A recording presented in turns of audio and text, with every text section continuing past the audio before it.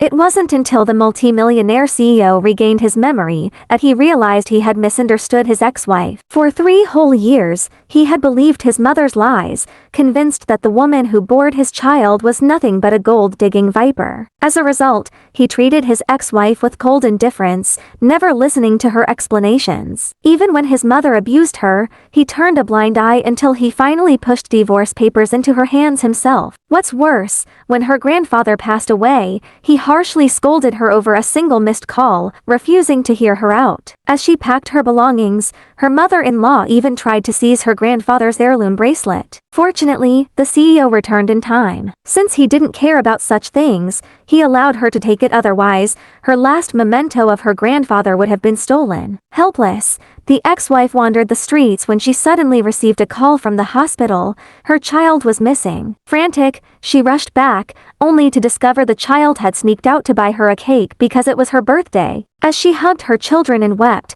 the CEO arrived and berated her for failing to discipline their children, blaming her for the reckless behavior. No matter how she explained, he refused to believe her. Then, she suddenly coughed up blood. Rushing to the hospital for tests, she collapsed in despair upon receiving the results. It was the worst day of her life. Her grandfather had died, she had divorced the CEO, her child was taken from her, and now she was diagnosed with cancer. Sitting alone in the hospital hallway, she felt utterly broken. When the CEO passed by, he assumed it was just another act for sympathy. Knowing her time was limited, she bought gifts for her child and stopped the CEO's car in the street. He was beyond impatient. After he left, she lost all strength and collapsed. Just then, the father she had been searching for all her life found her and rushed her to the hospital. It turned out her father was a billionaire who had left home to build his fortune when she was young. Now successful, he had returned to find his family. While she was unconscious,